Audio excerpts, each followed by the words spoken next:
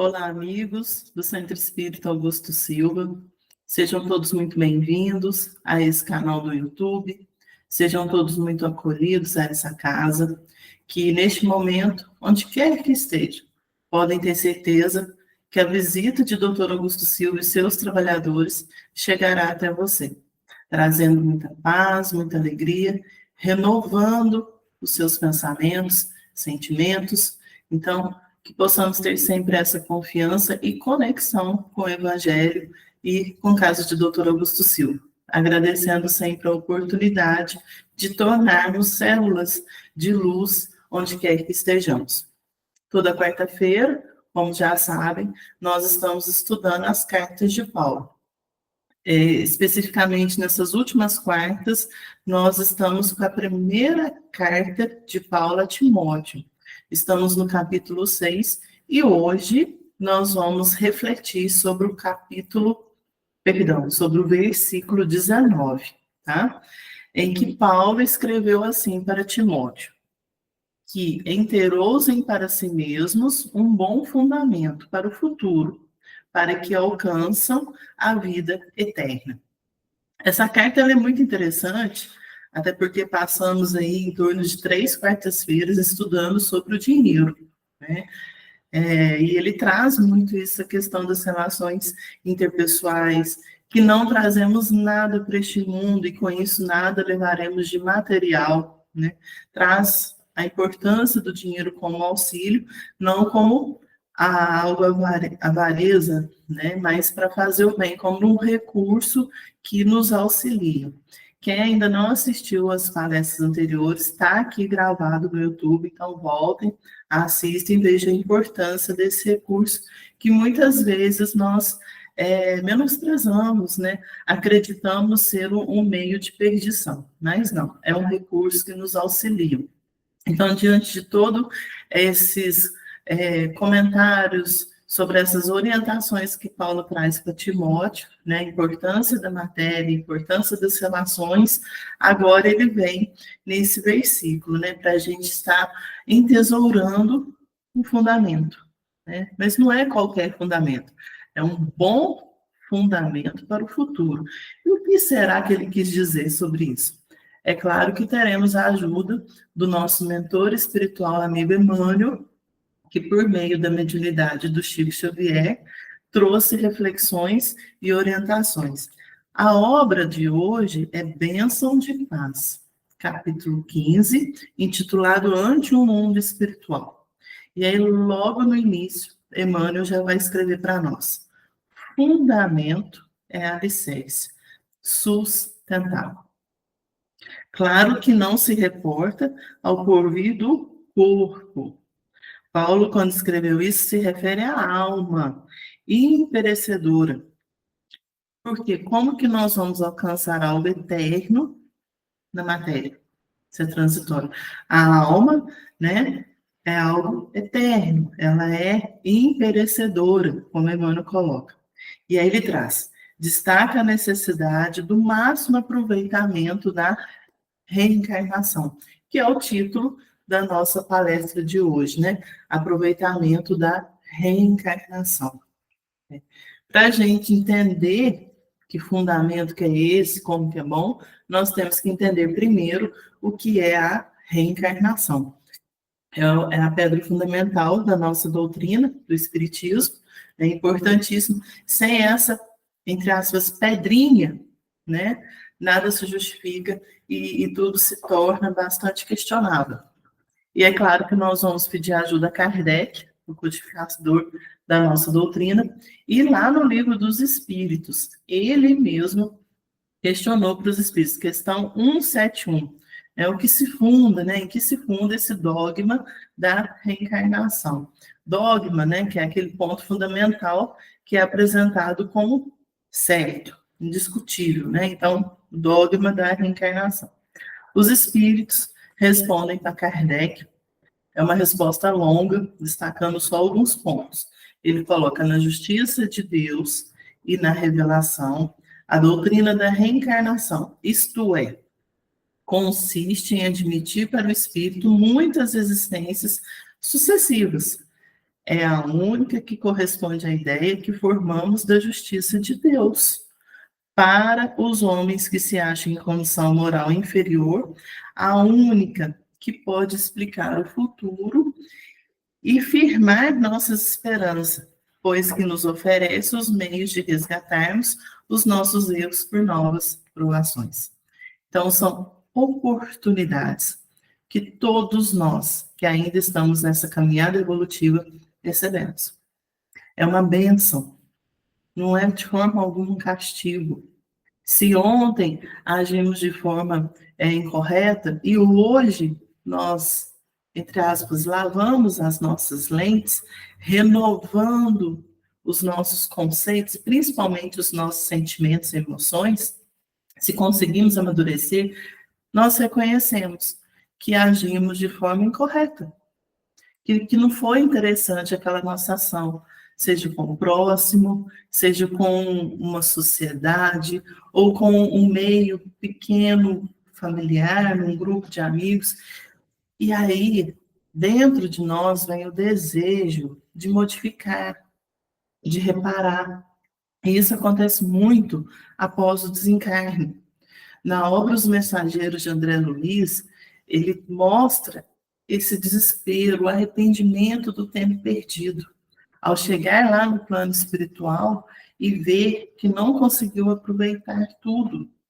Então, tem essa nova oportunidade que é a reencarnação. E é claro que a gente não vai conseguir trabalhar tudo em uma só. Conseguiremos trabalhar alguns pontos, que já é um grande passo para a nossa alma.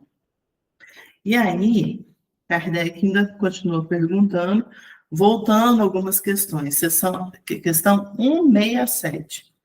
Qual o fim objetivado com a reencarnação? Qual é o objetivo, então, da reencarnação? E os espíritos respondem para ele: expiação, melhoramento da humanidade, sem isso, onde a justiça? Não é mesmo? Onde se encontrariam as respostas para as aflições que acomete a humanidade, que acomete a nós mesmos, que muitas vezes não encontramos uma causa aqui, uma resposta. Então, essa é a justiça, né? E, trazendo uma outra referência, até fazendo divulgação do grupo de estudo, toda segunda-feira nós estamos estudando as obras de Dona Ivone. Atualmente nós estamos com a obra Leila, a filha de Charles. E nessa obra tem uma frase muito interessante que é o seguinte: o corpo físico é bênção de Deus e necessitamos dele para cumprir o que nos compete. Ou seja, nós estamos num planeta Terra, né? É um hospital, é uma escola, é uma casa. Esse planeta tem todos os recursos para a nossa evolução. Tudo, tudo, tudo, tudo. Para que nós necessitamos neste momento. Para estarmos aqui na Terra, nós precisamos do corpo, né? É a roupa que nós vestimos. E ele é importantíssimo para a gente se manifestar. Sem ele, não tem como nos comunicarmos, trabalharmos, evoluirmos, não tem como angariar experiência. Então, a gente abraçar, acolher, respeitar e dar sustento para esse instrumento que é o corpo. E, acima de tudo, agradecer, né? Emmanuel, em suas diversas obras, ele traz conceitos muito interessantes. Algumas palavrinhas sobre que ele define o corpo. Máquina divina, harpa divina, vaso de luz, concha milagrosa, câmara abafadora, templo miraculoso. Né? E na obra O Livro da Esperança, ele ainda escreve: abençoa, pois, o teu corpo e ampara-lhe as energias, para que ele te abençoe e te ampare no desempenho da tua própria missão. É instrumento, gente. Instrumento para nossa evolução. É para o nosso bem. Então, que possamos ter o respeito e parar de comparar. Hoje nós temos as redes sociais que cria um nível, e aí se a gente não consegue atingir esse nível, nem mesmo ultrapassar, nós acabamos nos perdendo. Né? Arpa divina, olha que interessante. Nós somos um instrumento de Deus. E para tocar uma melodia, a gente tem que estar muito bem afinado para isso. Então, nós já temos um instrumento. Só basta a gente afinar, né? Concha milagrosa. Nas obras de André Luiz, relata também o desespero tremendo de almas que estão no mundo espiritual e aí tem acesso às diversas experiências menos boas e aquilo dói. E eles pedem, eles clamam para estar nessa concha milagrosa, porque é como uma câmara abafadora, Emmanuel nos disse, porque acalma. Nós temos o véu do esquecimento, a silencia, né? E aí a gente está pronto para viver essa nova oportunidade. E quando nós reconhecemos isso, como ele coloca aqui, abençoa, pois, o teu corpo, né? Quando a gente se entrega para essa nova oportunidade, abafando todas as nossas tendências menos boas, a gente consegue caminhar, a gente consegue seguir em frente. E aí, se a gente está abençoando, a gente vai receber a bênção também. O corpo traz, nos retorna dessa forma. Na obra Gênesis, capítulo 11, Kardec coloca a seguinte observação: a obrigação que tem o espírito encarnado de prover ao alimento do corpo a sua segurança, o seu bem-estar, a força em empregar suas faculdades em investigações, a exercitá-las e desenvolvê-las, né? Então, nós temos por obrigação, é nosso dever cuidar dessa máquina, né? E aí nós temos recursos disponíveis, só que o que nós estamos fazendo? Exagero, escassez. Alimentação exagerada, né? Compulsiva. Ou jejum. Não vou comer mais, né? Então, a gente precisa achar o equilíbrio, né? Dormir. Muitos estão aí se privando do sono, importantíssimo. Detalhe, dormir não é só o corpo que está ali, ó, no leito. O dormir é essencial para o espírito. Kardec também coloca na Gênese que o dormir, né, o sonhar, esse momento que a gente descansa, é o recreio para a alma. Igual quando a gente está na escola. Somente lá no início, né, da infância, todo mundo desejava o recreio, é isso. Nosso espírito anseia por esse momento para ir para o mundo espiritual. E de acordo com a nossa conduta ao longo do dia, nós teremos um recreio. Bom ou não tão bom, né? É durante o sono que a gente recebe as instruções dos nossos mentores, de amigos que estão no plano espiritual, familiares. É esse momento, né? É esse momento que a gente vai receber as orientações de trabalhadores como os grupos daqui de Dr. Augusto Silva, né? Cada grupo de estudo, cada tarefa aqui tem os seus trabalhadores. Então a gente se conecta. E aí, voltando aqui para a gente, é dever, é obrigação nossa cuidar disso. A gente tem que prover alimento, né? E ele continua. Além disso, pelo trabalho inteligente que ele executa em seu próprio proveito sobre a matéria, auxilia a transformação e o progresso material do globo em que lhe serve de habitação, né? Lembrei muito de uma palestra do Jorge Elahá, que ele comenta da evolução ali de extrair o caldo da cana. Que antigamente, né, ficava amassando ali, mas a pessoa, eu amo o caldo de cana, né, o Jorge Elahá contando. E aí, com o tempo, descobre uma prensa que põe a força ali, né? Por quê? Porque o desejo, né? Saciar essa vontade de ter o caldo de cana ali. Então, ele já desenvolveu a prensa, mas com a força, né? Com o tempo, vai evoluindo, buscando, porque nós somos seres curiosos. E a curiosidade é importantíssima, se bem utilizada, né? Por isso que Kardec coloca o trabalho inteligente.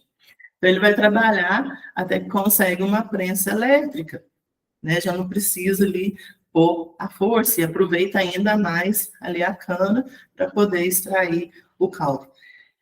Aquilo que era benefício só para aquele homem, só para aquela pessoa, ele compartilhou.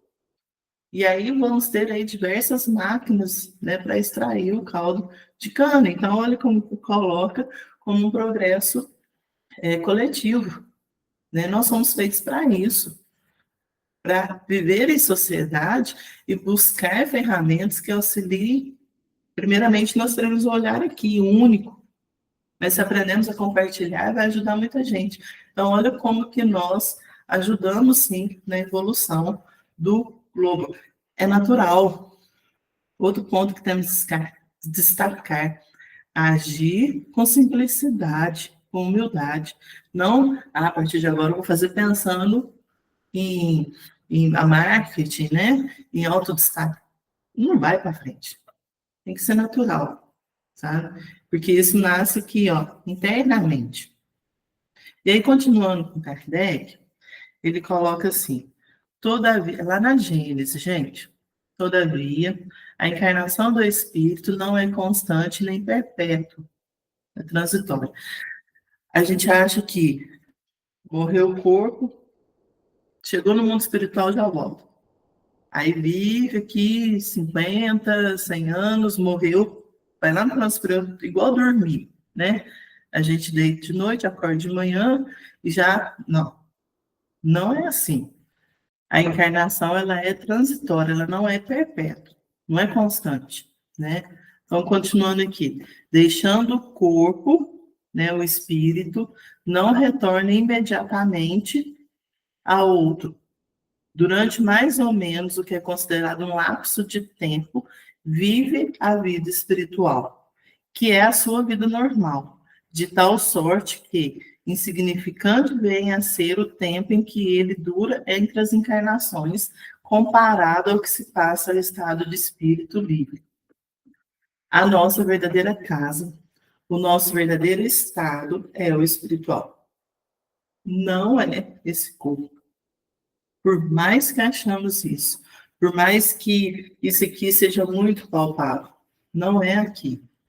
E aí é interessante ter essa consciência para deixarmos de nos apaixonar das coisas da matéria, as coisas transitórias. A importância de despertarmos para o ser espiritual. E tudo que está aqui é recurso para o nosso crescimento. Mas por séculos, nós, enquanto humanidade, confundimos isso. Acreditamos que o fim era o corpo, mas não é. E aí, outro ponto interessante, nós achamos que ficamos mais tempo aqui. Não. O tempo que estamos aqui, como o Kardec coloca, se torna insignificante, né? Tentando fazer uma analogia, nós temos a semana, 7 dias, e 2 dias como final de semana, não é mesmo? Então, é como se passássemos um final de semana aqui na Terra. Os outros dias nós estamos no plano espiritual, né? Então, que diante desse conhecimento, tenhamos consciência do valor do tempo. Porque esse tempo que é, entre aspas, insignificante, é importantíssimo para o nosso crescimento. É uma bênção de Deus. Então, que possamos aproveitar cada momento para fazer o bem, para nos renovarmos, para influenciarmos, para amarmos, né? Para deixarmos aí uma pegada, né, de luz, de esperança. Então, tenhamos essa consciência. Em o livro do O que é o Espiritismo, item 134, já estamos entendendo sobre reencarnação, entendemos a importância do corpo, né, a sua transitoriedade. Se a reencarnação acontece para todos, né? Então, todo mundo que está neste planeta passa por essa lei da reencarnação. Por que, então, tem diferenças né, Kardec questiona aqui nesse item 134, que é o Espiritismo. Por que que uns nascem com dificuldades financeiras? Por que que nascem com o seu instrumento debilitado? Por que isso? Se Deus é justiça, se Deus é amor, se Deus é misericórdia, por que que tem essas diferenças, né? Tenho certeza que essa questão fica rodeando muito os nossos corações, principalmente quando a gente começa a entender a reencarnação. E aí ele coloca, se fosse obra do acaso, a providência não existiria. Se, esse vai nascer assim, se fosse obra do acaso, né? A providência não existir. Não ia resolver a gente ter esperança, não ia resolver a gente orar, não ia resolver a gente tentar mudar, porque já estava assim, não é mesmo? Então, não é obra do acaso, tem uma justificativa. Ele coloca, compreende-se que quem se torna miserável e enfermo por suas imprudências ou excessos seja punido onde pecou. Lembrando que pecado é errar o alvo. Então, todos nós temos um objetivo, um alvo. Em alguma reencarnação, a gente não conseguiu completar, né, atingir esse alvo, então vem numa nova oportunidade para garantir o progresso, né, atingir o alvo. Se admitimos a justiça de Deus, não podemos deixar de admitir que esse efeito tem uma causa.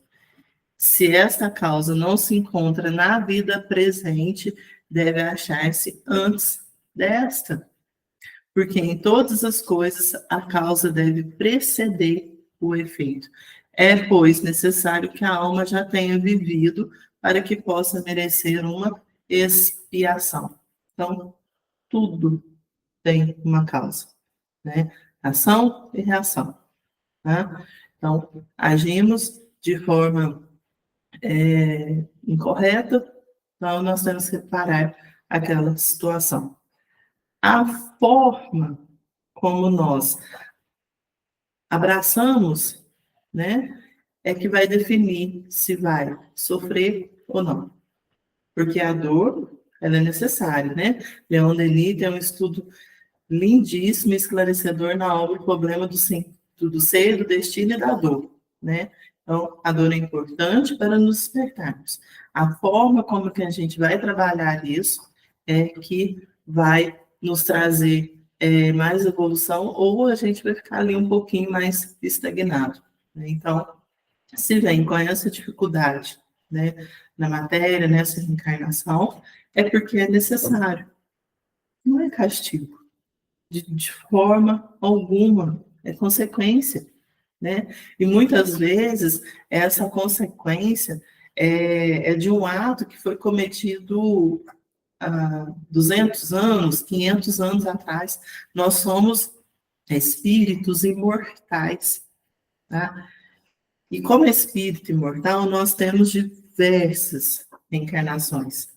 E aí, como Deus sabe que ainda estamos em evolução, ele permite que nos capacitemos primeiro, para depois vir a reparação, né? Por que isso? Imaginemos as crianças, né? Uma criança de 3 anos, a gente vai pedir para ela lavar a louça da nossa casa? Ou ela foi pegar um copo na beirada da mesa, deixou cair, quebrou, né? Nós vamos ali batê-la, xingá-la? Não, nós vamos orientá-la. Pede, não pega com a mãozinha, pode machucar. Seu copinho é esse, de plástico. E aí, ao longo do tempo, nós vamos orientando essa criança e quando ela crescer, ela vai lavar a louça. Entendeu? Por que que a gente faz isso? Não é por amor? Se nós, que somos espírito em crescimento, temos amor, Deus é nosso Criador. O amor dele é muito maior. Então, se a dificuldade vem, é porque Deus confia em nós, confia no nosso sucesso. Então, não tem por que a gente ter medo, desesperar, né? É claro que quando nós estamos ali no meio do problema, há sim o desespero, mas respira, pede ajuda de Jesus, da espiritualidade, e a resposta vai vir. Vai vir por meio de um amigo que pede para conversar, vai vir uma cena da natureza, um livro, uma palestra, um momento, vai vir. Mas a gente tem que abrir o coração. A gente tem que ter humildade e pedir ajuda, tá? Porque toda oportunidade é para crescimento. E aí, falando, né, na reencarnação, se estamos o tempo todo, né, reencarnando, essa não é a primeira, né? Sabemos quantos? Não sabemos, né? Também não tem nem por que a gente se apegar a isso, mas são várias reencarnações. Então, se existe, por que a gente esqueceu? Existe uma preocupação muito grande, e eu ouso dizer uma vã curiosidade, para saber o que fizemos na reencarnação anterior, né, as vidas passadas. Por que a gente esquece? Será que Deus decidiu assim, não, eu quero que seja assim, né? Primeiro que Deus não é como a gente, né? Nós somos muito mimados, né? Ah, não quero assim, eu quero assim. Deus não age dessa forma. Então, se tem o véu do esquecimento, é porque tem um motivo. Não é à toa. E aí, no Evangelho segundo o Espiritismo, capítulo 5, Kardec faz uma anotação. Havendo Deus entendido de lançar um véu sobre o passado, é que há nisso vantagem. Está vendo? Então, o véu do esquecimento é de Deus. E se ele colocou, é porque é necessário. Continuando. Com efeito, a lembrança traria gravíssimos inconvenientes.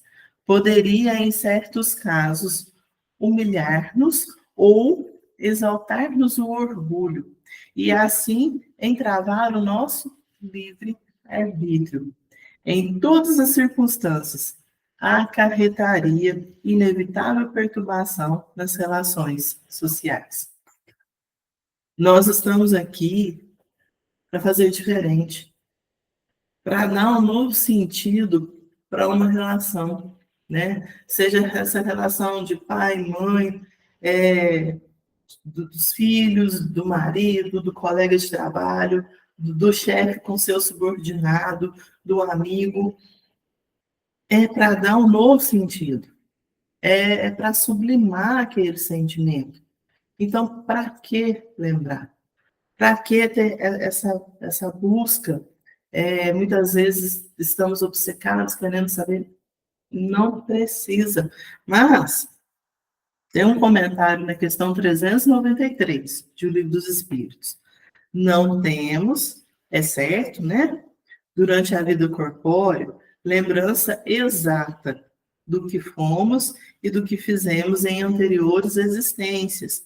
Mas temos de tudo isso a intuição, sendo nossas tendências instintivas uma reminiscência do passado.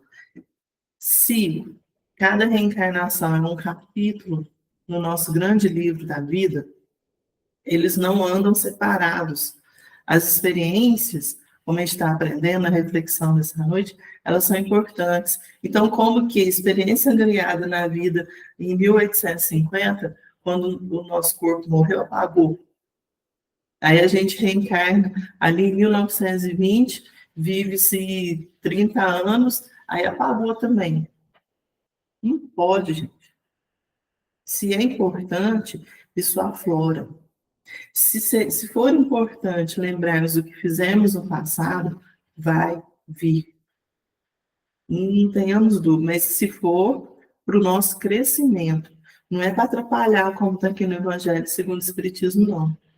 Então, olha para frente, tá? Olha para frente, faz o melhor e segue a intuição, né? Segue a intuição, como eu já disse, pede ajuda para Jesus, para a espiritualidade, principalmente nos momentos de decisões, né?